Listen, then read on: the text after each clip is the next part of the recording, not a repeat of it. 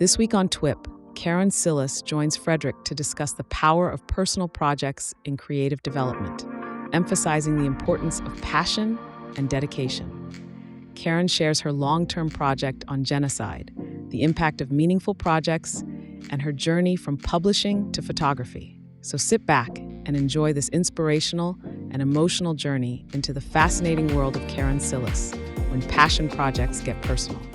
This is TWIP.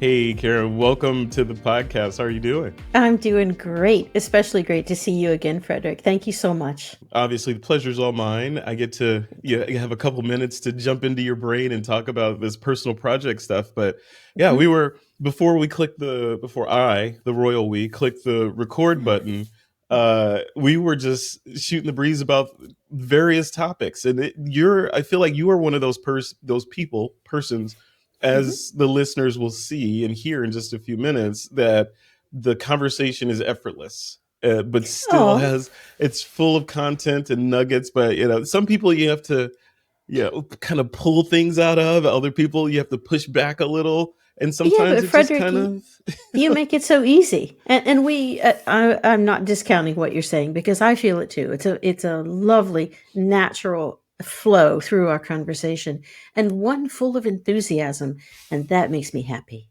Yes. So I like that. we are going to get the audience enthusiastic and happy about this content. Personal Great. projects.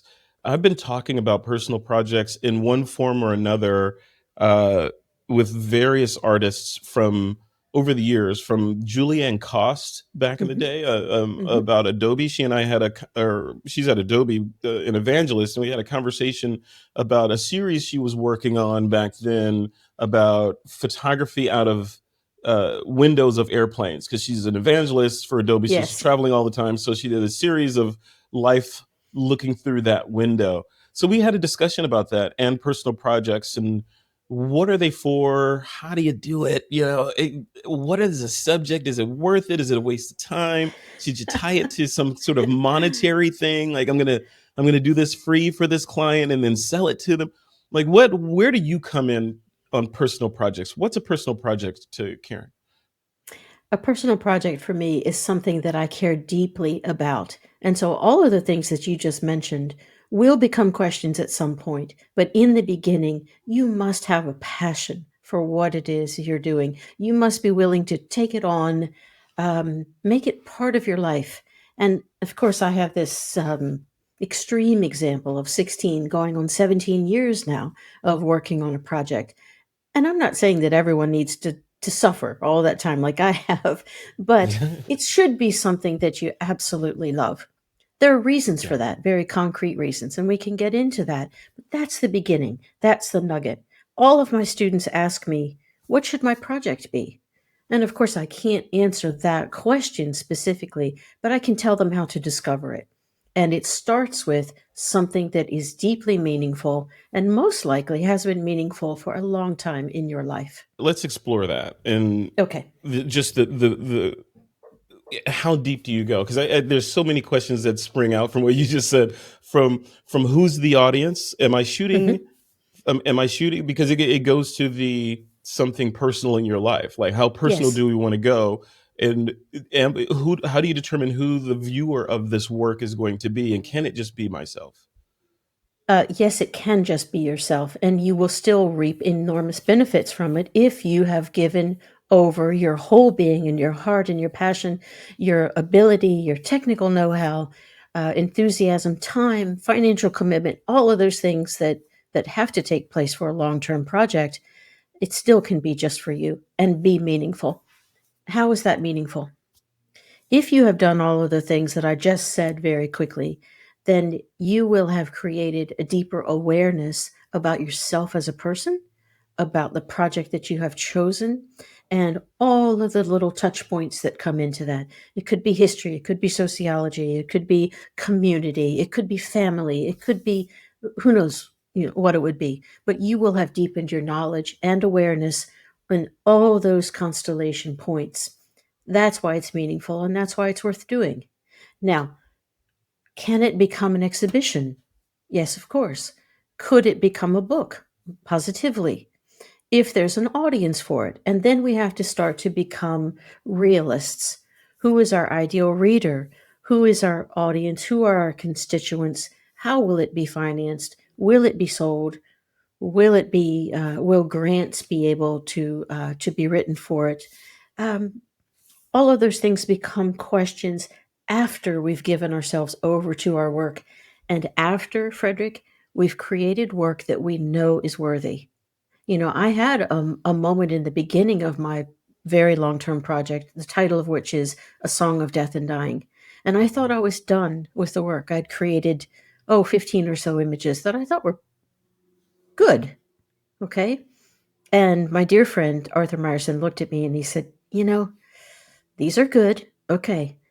But have you really done enough? Have you put absolutely everything into it? And there were such wise words. And so here we are, and I blamed him the other evening for another, 13 or so years of suffering because of that. But he was absolutely right. And in that subsequent time period, I gleaned in enormous measure all of the things that I just spoke to you about, and personal knowledge, a much greater depth of knowledge and wonderment about the world, and sadness as well, because it's a sad topic.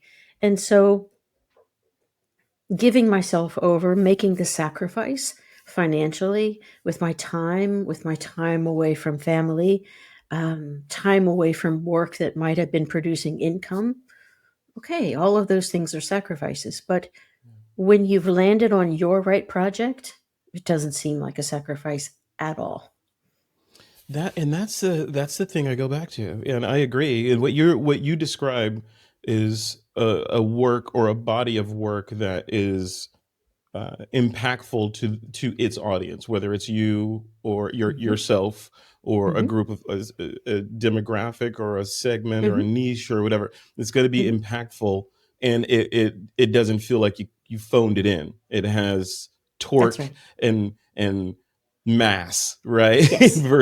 versus just, oh, I just did this real quick and I put it together, and Oh no, what do you think? people know the difference. People Yeah. absolutely know the difference. We have all looked at wonderful portfolios that someone has shared with us from a trip, or from a summer in a different country, or whatever it happens to be. And lovely photos, sometimes stunning photos. They don't often move us in a heart space. And people know the difference when they're looking at work that you have poured your heart and soul into. And uh, it shows up. And that enables you to access an audience. And the audience that's most important to me are people that might not have thought that they could be engaged by the work. That we've shown them something that they didn't know, that they didn't feel, didn't see, weren't aware of. That's For me. That's my target audience. Can you get to that feeling, Karen, in a single photograph, or does it always require a body of Yes. work in order to tell the story? Well, if you're Dorothea Lange, you can get to that spot. But let's not ignore the fact that there were years of work that came before Migrant Mother and years Mhm. of work after.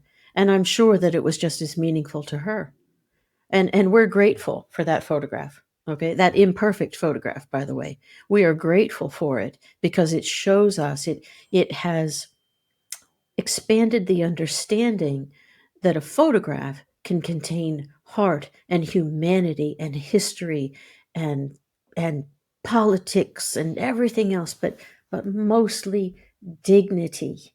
Okay, that that wasn't always evident, but the work that the WPA did and all of his photographers did during that time showed us that dignity existed in all levels of society. That's important. That changes the world. And those stories, whether it be stories of the story behind Migrant Mother, or a story about something that depicts, okay, or humanizes a group to another group, right, and makes them Yes. and bridges bridges the misunderstanding and prejudices, right? And they can see, oh, they're just like me, right? Through the That's the power of, audience I'm talking about. Those yeah, the people that might not think that they would be interested or engaged can learn and feel something that might be a surprise. That's the yeah, audience I want to reach. yes. And then with these projects, and I know you get this all the time, like you said, your students are asking, okay, what should my Hmm. project be? I want to put a finer point on it. Does the project that the photographers that are listening to this broadcast, this recording, does the project that they choose for themselves need to be important, or does it need to change minds? And the answer, I know the answer is there's no answer to this. So, but does it, or can it be, can a personal project be like those 365 projects where someone says, I'm going to shoot a photo every day, I'm going to publish a photo every day for the next year, every single day, just to challenge myself? Is that a project, or does the project have to be more, to put more meat on the 365 project? I'm going to do a portrait of, someone from a demographic that, like homelessness or something like that. I need to do a I'm going to do a photo story on that over the next year, versus I'm just going to take a picture of leaves and bees pollinating and all that. What's the right amount of weight in the Karen context to put on the initial selection of the personal project? Okay, so the Karen selection of the project is one of the biggest topics that we could tackle, which is genocide. That's a that's a Hmm. that's a huge topic, okay? Hmm. And Hmm. in the beginning, I had no thought that it would ever become a public project. I was doing it for myself because Okay. since I was a young girl, I've been a reader of history.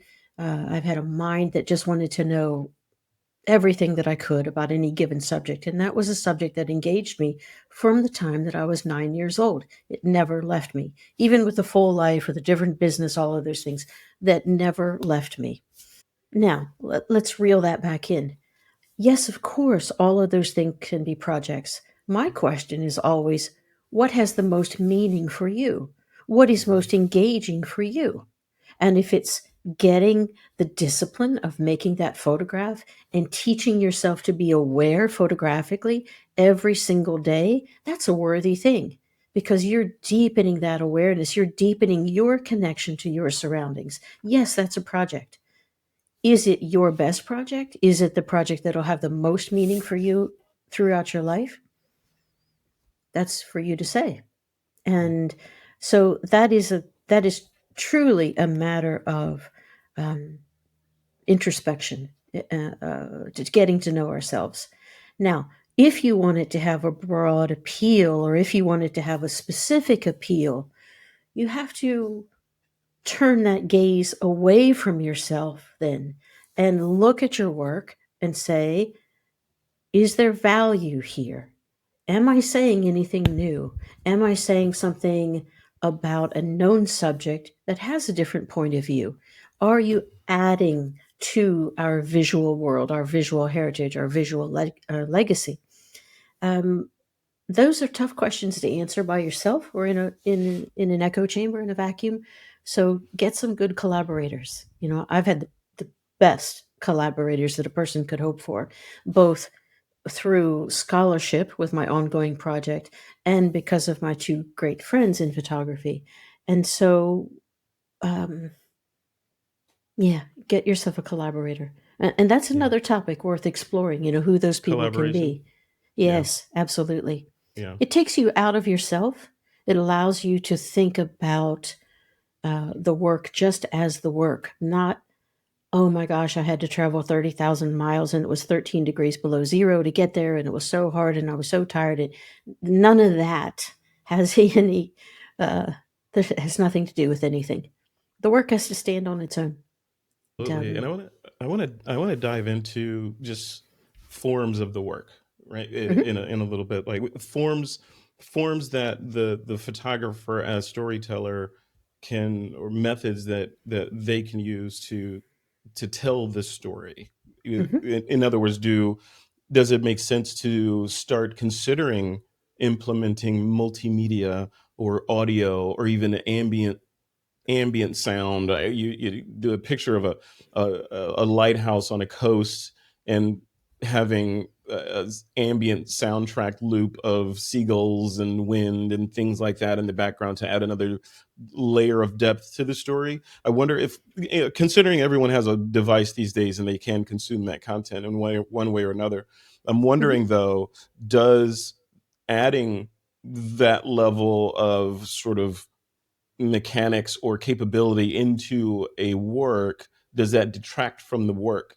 In other words, is it better to just tell it with a series of photos only and don't mess with it, just tell it like that? Or is it better to, okay, let's add a little dimension to this here and put some sound I, or some music or narration Mhm. behind it, you know? I don't think that there's a better until you have spent enough time with your project to feel the voice that it wants to take, to Yeah. hear that voice. It was 5 years into my project, and it was exhibited widely, and there was a catalog published, and even so, I knew that I had more work to do. And it was after that time that I could begin envisioning a video intro to a museum exhibition. I know to this day exactly what I want it to look like. It's not done yet. It will be done. Okay. Mm. Um, and another 2 years after that, I could begin to envision, after that video intro, that in the pillar images of the exhibition, of which there may be 10 or 12 out of the 45 or so, there would be a sound cone where, uh, um, in my voice, I could speak about why the two images came together. Yes. My Yeah. images are composites, and they're historically driven, they're aesthetically driven, they're emotionally driven, and psychologically driven, and meaning there is something from all of my learning through all of this process that said that those two images had to come together. And that's all present in the captions in the book itself, which is another discussion about whether Yeah. images need captions, right? Oh, But when right, you right. when you have two images coming together from two very obscure places, perhaps one in Ukraine and one in northern Slovakia, the reader should be engaged by the image and want to see it, and then have access to whatever other information might give them a fuller understanding, particularly in a very complicated subject like this, and then want to go back to the image and feel like they've accessed a deeper level. I don't think any of those things can be answered until you spend enough time with your project that it speaks to you. And my project does speak to me. Can we dive into your project? I really, Sure. I'm gonna dive into the inception of it, the just the birth of the project from the germ level all the way through to other people are looking at it and commenting on it. Can you take us through that Okay. journey? I'd be delighted to. In Thank you. 2010, friends of mine asked if I wanted to go on a road trip into Eastern Europe. And the road trip was ostensibly about time spent in places behind the Iron Curtain by a Dutch army colonel. He and his wife invited me to go and be part of this. I immediately said yes. And on the way, leaving Holland, which is their home, I saw the sign in Western Germany, northwestern Germany, for Bergen-Belsen. And I knew that Anne Frank and her sister Margot had died in Bergen-Belsen. Um, when I asked if we could stop, they kind of looked at me strangely, but I really wanted to go. Walking into Bergen-Belsen and seeing the camp in a glorious fall afternoon in late October with golds and oranges and reds and yellows and trees, not seeing it in black and white, not hearing dogs barking, not having it be raining, not having people shouting was unsettling. You know, it was, we have this historical memory that lives in us if we've paid, if it's been part of our lives up until that point, and then you have the reality confronting.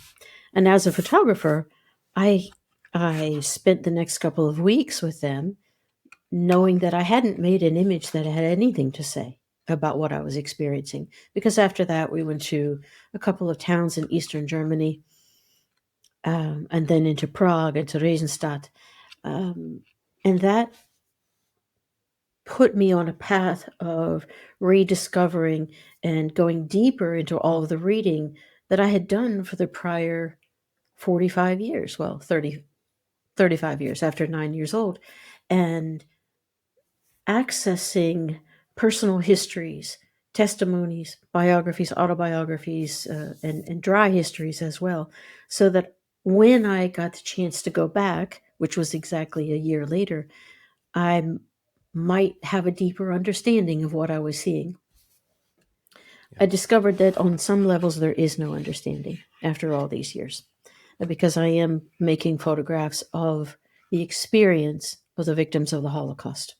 I do always keep in mind that the photographs that I want to make and the composites that I want to make are 95% from the experience of the victim, not the experience of the perpetrator. I don't want to of course I have to speak to that. That's why the project exists, but that's not the point of view. I want people to inhabit the space of the time when these events were happening. I want them to inhabit with my photographs the space today, and then to be able to project forward what this space might look like without any deeper, greater understanding or change on our part. Because you see, we're talking about what we destroy when we hate. And we haven't learned these lessons. And so my project does use the Holocaust as its subject matter, but it certainly isn't from the past.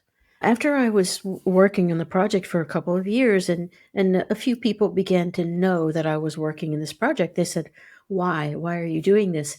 And it triggered some memories. At 9 years old, taking a photographic history of the SS off the nightstand of my dad. I was always taking his books off his nightstand to read. What's he reading? What's all this about?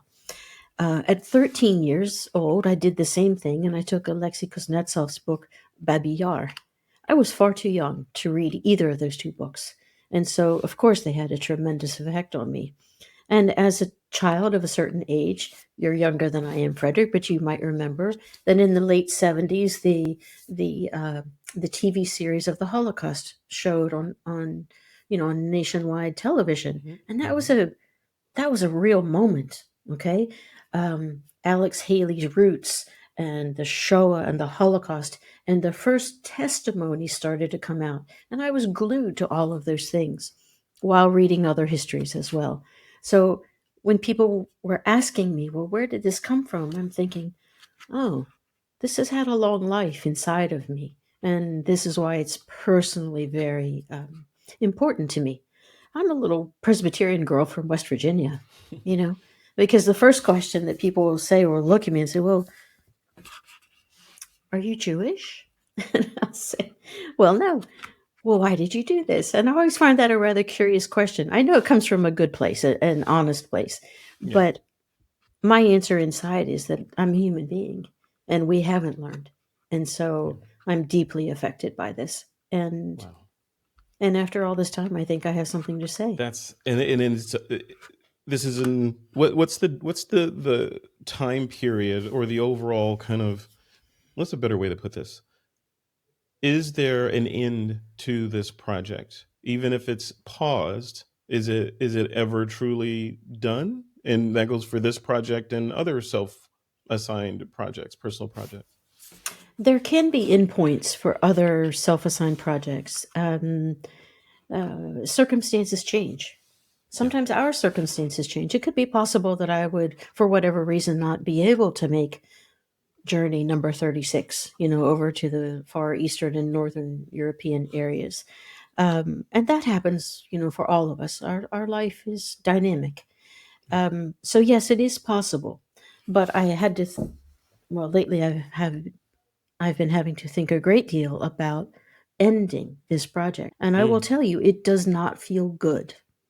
It has taken such a place in my life, and the relationship that I have with my two colleagues, Dr. Cybulski and Dr. Chimirova, I can't imagine that stopping. And so that's purely personal. And also, there's work to be done. And I hope I have been in Ukraine since the war started, and I hope to go back very soon. It's not appropriate for me to. Um, I've been several times, and I understood then that it wasn't appropriate for me to be present, although I was helping in a very small way in humanitarian efforts. There are better ways for me to help without my presence there and without people having to be concerned or worried. And so I will soon go back to Ukraine, I hope. It's using the superpowers that you have for good, right? And Yes, while also helping you become a that we better all have. storyteller, Yes, all of that. Yeah, yeah. So that I just yeah, wanted to talk about that a little bit because that's a key little twist there, or a big kind of aspect to it when the project is part of who you are versus part of what you're doing, you know? yes. It's a very different thing.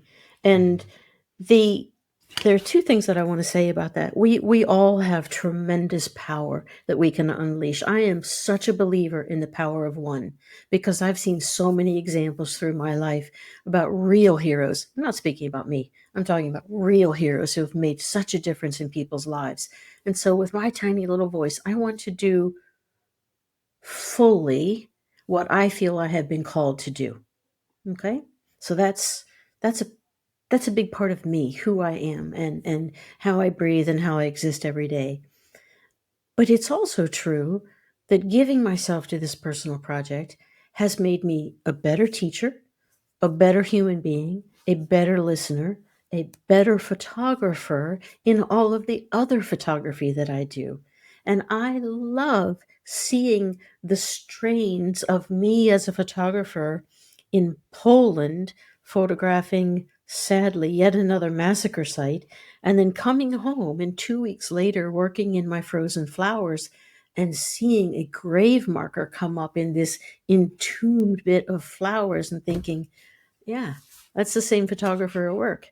And then I go find some happy flowers. It helps. So, in thinking about the effect of the long term personal project on my life, yes, it is very much a part of me, but it has this wonderful effect on all these other parts: the teacher, the photographer in other instances, the listener, the parent, the child, all of those things, as we're deepening in awareness and becoming better citizens, if you will. And, Yes. I'm speaking in small letters here, Um, these, well, all I want to say really is that it's worth doing. It's worth Yeah. giving your entire being to something and seeing how far it will take you. I have to say one thing. Many things that almost everything I've learned in photography, I actually learned in riding my horses. I had a wonderful, wonderful classical dressage teacher for many years. Um, he used to say, riding is easy, thinking is hard. And he was encouraging everyone, that very simple idea, very difficult idea, but that very simple idea of be here now. Because horses are beings that aren't thinking about what they didn't get done at work today or whether the kids are going to get home on time to do whatever they need to do. None of that exists. And they're waiting for you to be there fully present in that moment as well. The more we can do that as photographers, the better photographers we become. But the more we can do that for all of those around us, the better we become as well. And I can't separate photography from who I am as a person and the gifts that it has given me, the gifts that the writing gave me and catapulted me, um, pushed me deeper into photography. So, Yeah. Well, speaking of that push, Karen, before your life as a photographer, or maybe mhm, overlapping, you were in the yes. publishing industry.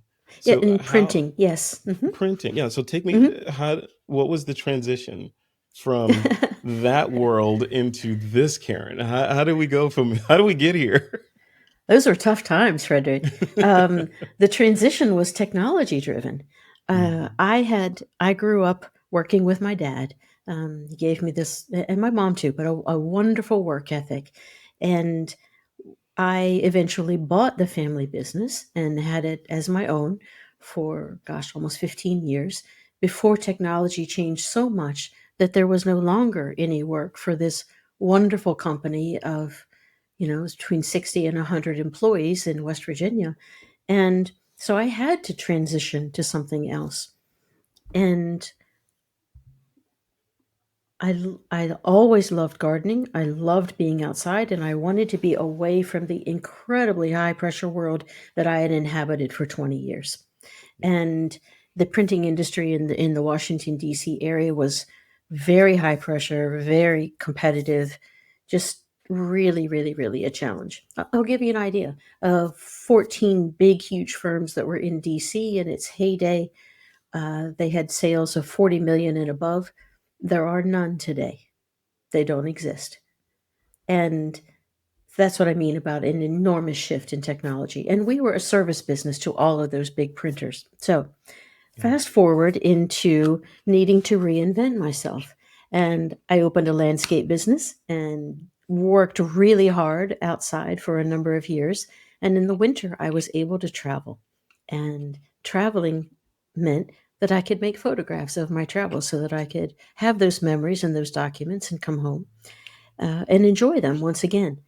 And someone said to me at some point in 2004, "Oh, well, I didn't know you were a photographer too." I said, "Well, neither did I." Now, let's go back. Since I was a teenager, I loved visiting museums. And I had a couple of mentors as a teenager. They were much older, but I had a couple of mentors who helped me deepen my understanding of the fine arts, particularly in painting. And so, without knowing it, color, form, and light, and composition, and design, and all of those things were mine. They became part of me, and I loved every bit of it. And so I had a leg up, to use a horseback riding term. Okay, I had a leg up Absolutely. at that point. Yeah, Absolutely. Did you yeah. bring anything forward with you from the printing world in Oh terms my of gosh. skills and all that? That's a loaded question. That's an underhanded pitch right there. Yeah, that's softball, and I love it. My friend Sam Abel said to me, "Karen, you're the single best prepared photographer to ever publish a book that's ever been," because I came from that world. I know all of that side. And he didn't mean that I have the best photos. He didn't mean anything like that. He meant the jargon, the mechanics, everything that goes into it. There aren't any surprises. And that's absolutely true. From the design, the mechanics, the paper, the weight, the everything. That's what I lived and breathed for all those years. Yeah, So, and now and then now this is here's the art of the segue, right? So mhm. we went from publishing, you went from the printing industry to traveling and landscaping photography, and right, and then Mhm. now you're a thought leader and a highly respected artist in the, I call it the high end echelon of photographers, right? Thank you. Rubbing elbows with the names, Yeah, right? So right. so so then this particular discussion is about personal projects. What's the Yes. end of the sentence for the personal project itself in terms of how it's shared? Should it be printed? Should it Yes. only be displayed on Instagram as a little No. series that looks the No. same? No, no, no, no, Or no, no, no, no. yeah. No, no, no, no, Yeah. no. No. Mhm. And I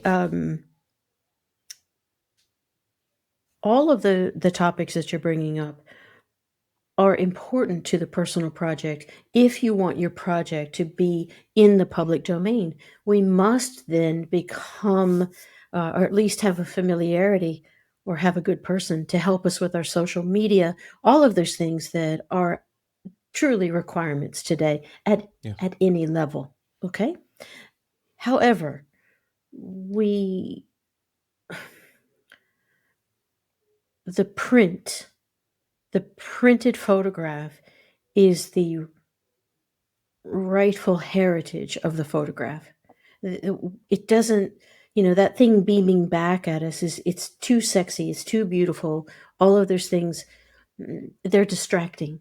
But looking at a really beautifully put together book, or the beautifully realized print, and that in itself is a tremendous art. that's where I live in photography. That's what I want to see. And I'm engaged in books. I mean, heavily engaged from Cavallo Lusitano, which is the fine press edition of platinum palladium prints and everything handmade, and so much thought going into that. And to the book that I'm involved with now, A Song of Death and Dying. And I'm very happy to tell you that I'm the project director for Sam Abel's latest book. And that is a beautiful ongoing discussion, one that is incredibly deep and makes all of my work better. And I hope helps Sam in his journey as well. That's fantastic. I'd love to hear. I was leading you on that question because, as you know, I had a conversation with Jeff Shiwi, a Yes. mutual friend of ours, Yes. at Stephen Johnson's gallery in Pacifica, Hmm. California, no less, as Jeff was taking down his black The and white black in and white Antarctica. Antarctica. Yeah. Yes, is Yeah. taking down that, which will be posted on the website if it hasn't been already. Mhm. But that where that question came from was just the weight that I felt when I was there, sitting in a gallery with the artist who made the work, who's excited Yes. about the work, who's passionate about the art form of photography and wants people to be there with him, all that. Hmm. That's a project. That's a personal project.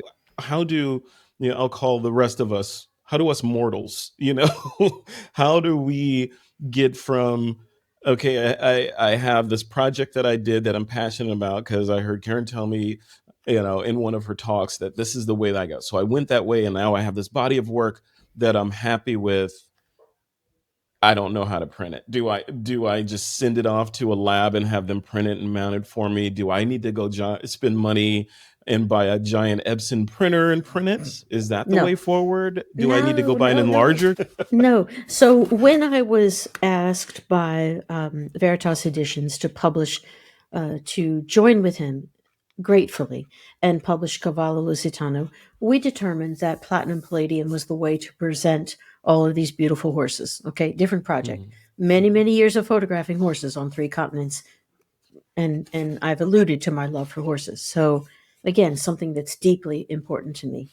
Yes. Um, Platinum palladium was the way to go. Lots and lots and lots of work, even though it's a fine press edition, 25 numbered copies, 25 times 18 prints is a lot of platinum palladium printing.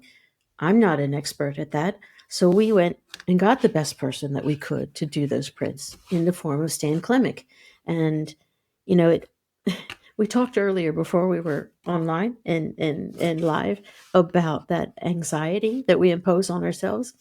So Right. for the first 2 years of the project, I lost sleep thinking my work's not good enough for Stan Klemick to be printing. So I had to be sure that I was doing the absolute best that I possibly could, because not only Stan being involved, but Ed Marquand and Tieton Press and Janice Arnold, all of the artisans, Jim Fitzgerald, we came together to make the custom walnut case, the handmade felted original piece to cradle the books, the letterpress work, the hand binding that was done. Wow. I had to step up, okay? But you build that team of collaborators around you. It makes you want to step up. It makes you take pride in your work. And then you come out at the end after never giving up with this organic thing that is so radiant and so beautiful and exists because of that collaboration. Not in an Yeah. echo chamber, but collaboration. Yeah. Yeah. Yeah. It takes an army, right? Or it's no, not an Yes. army. It takes a village. But we Yeah. get to build that village, and we Yeah. learn in the process. And yes, I've learned a lot about platinum palladium printing, and I already knew about all the bindery techniques and all the rest of that, but um, I'd learned to appreciate the heart and the skill that other people could bring to the project. And again, it made me want to do better. I even took myself off to Brazil to photograph for another couple of weeks because I had 12 images that I loved. And the publisher said, well, these other ones are pretty good. And I'm like, no, no, no, no, no, no. Pretty good doesn't cut it for a book like this. I'll never have an opportunity to do a book like this again. It has to be the finest that I can make. So I love that. I love that. And then at the end of the day, you end up with something that is adding to the planet, right? Instead of just That's right. consuming. This is an additive process. I don't know. Do you feel like the print itself or the art of printing is now enjoying a resurgence of popularity because of all of this fake stuff and AI? And yeah, and I'm a fan of AI. I say fake in the most endearing sense of the word. Sure. I think that there will always be space for beautifully produced work in any medium. There will Mhm. always be. There will always be an appreciation. Is there a rediscovery of film happening? I think so. Yeah. I'm not a film photographer, so I'm not. I'm not. At this point in my life, that's not an interest of mine. Am Yeah. I happy that other people are enjoying it? Absolutely. Anything that gets people passionate and excited and observing the world around them, I'm thrilled about that. I'm also thrilled that it demands time. The biggest hurdle that I have, or the most difficult thing that I have to get across to my students is that they must give their projects time. People are very, very, very desirous of wanting to say, well, I've got 3 months to work on this, and then I'm going to go and do that. The reason that that upsets me is because I have the experience of so much goodness coming back to me, so many beautiful experiences in my life, and seeing how the work has evolved. I want those experiences for my students. I want them to have that satisfaction. I want them to have all of those aha moments.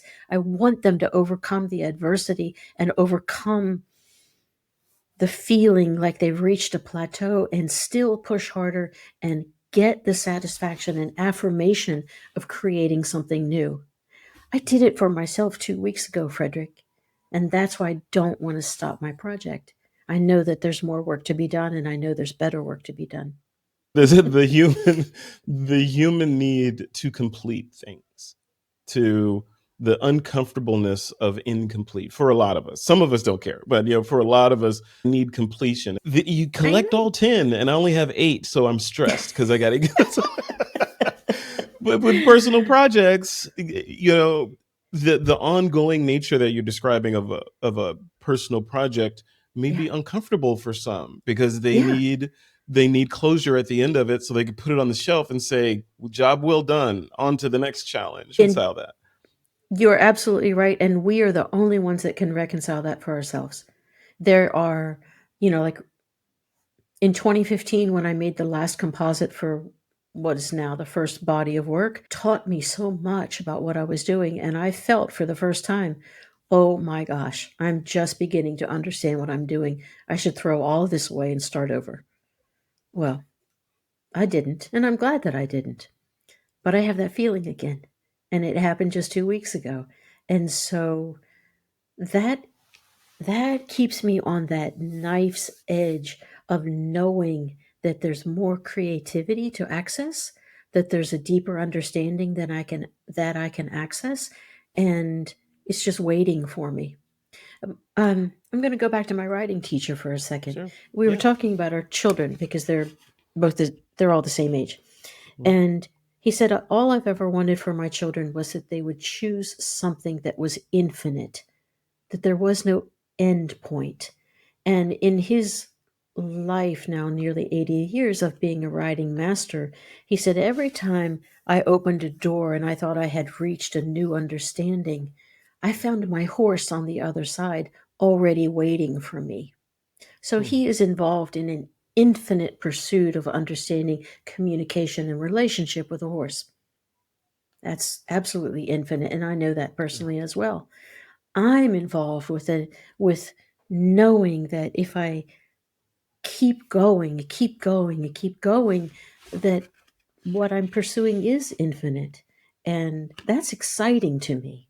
And so I would wish that for everyone. And yes, we have to finish.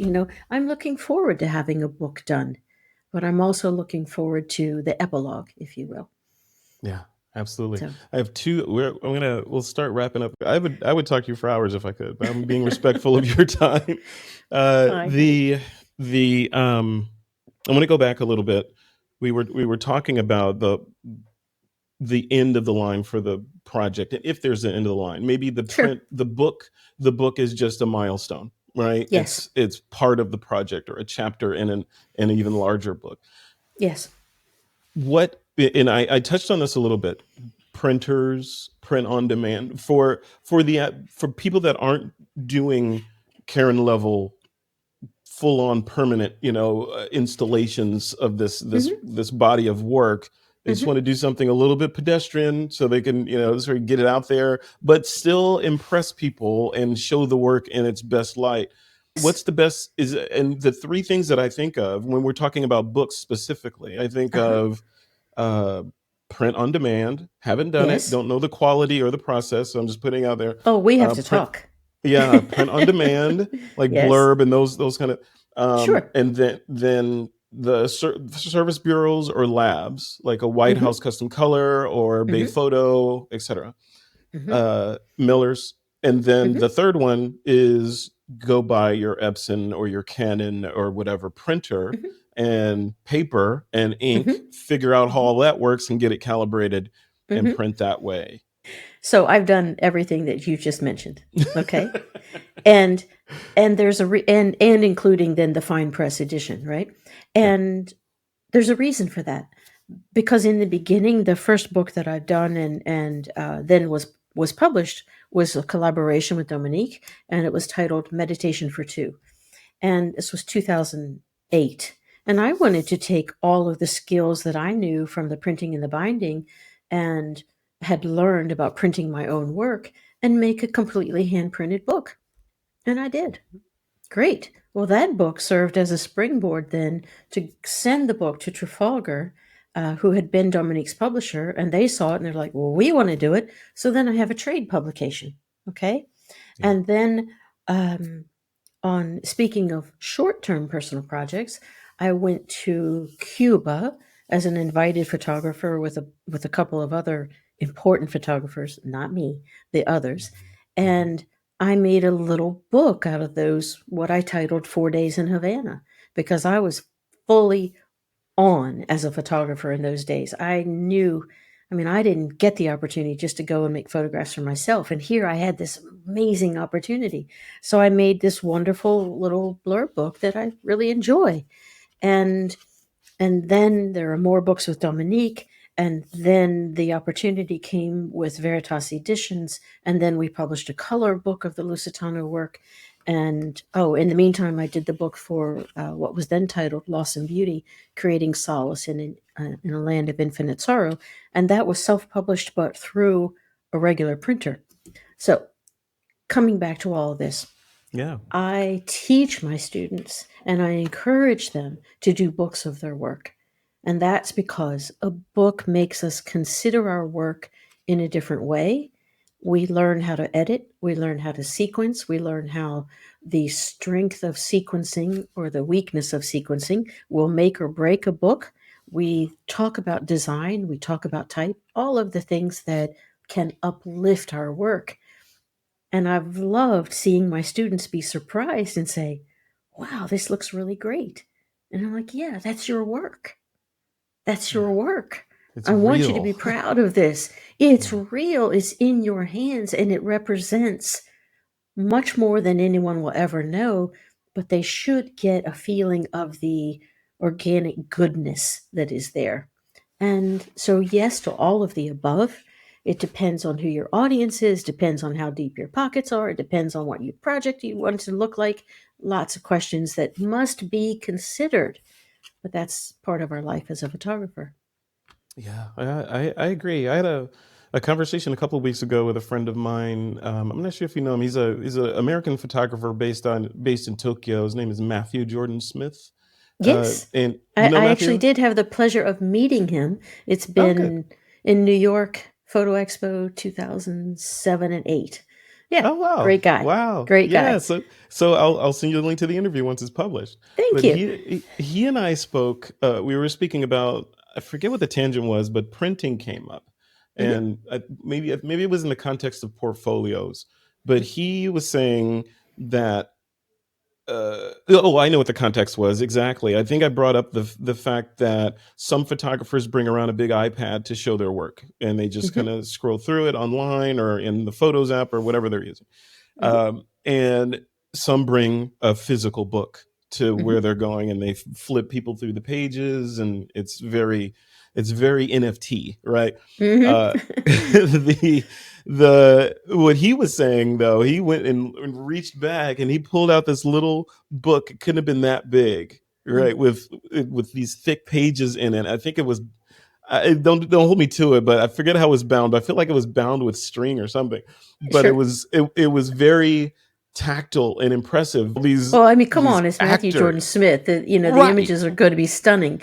But Right, yeah, the right. But imagine that giving. coffee table where you sit down and put that out there, right? I guess where I'm going with that is it because of the constant f- flow of imagery that I mean, Hmm. probably billions of images have been published since we started talking right now, Sure, right? that's But right. how many have been printed? Not a whole lot have been printed, Very, which very few. scarcity, right? We're back to Hmm. marketing again. Scarcity, Hmm. supply Hmm. and demand. There's only a few of these things out there. Hmm. Sure, you can go look at something online and print it a million Hmm. times, but it'll never be this thing, the That's print, right. the That's right. book that The I book. made. Yes, yeah. Yeah. So yeah, we're going places. This is fascinating, fascinating conversation. There's so much to get into because I feel like I'm going to re-listen to this interview, Karen, when I'm editing it, and I'm going to Oh, pull out about 3 or 4 other suggested interviews with you. Like, you know, I would be thrilled to do this with you, Frederick. I love Absolutely it. thrilled. I love it So too. here are those last 2 hard questions. So Okay. feel free not to answer or however you want. So I in on the mental shelf of my mind as we're having this conversation, I set aside 2 things that you said. One of them was your love of horses, Yes. and you've emphasized how much horses are a big part of who you are and your life. I just wanted to talk Yes. about the why behind that a little bit, Yeah. and then also you mentioned the the reset of this personal project and not being involved in it anymore as of about 2 weeks ago. Thank you for those questions. Mhm.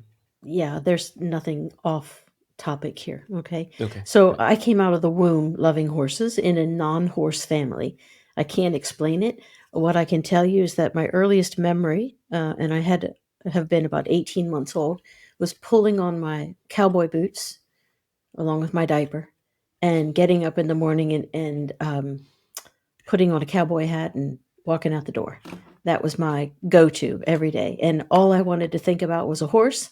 And yeah, that's how I grew up. Wow. I didn't have a horse that I could ride.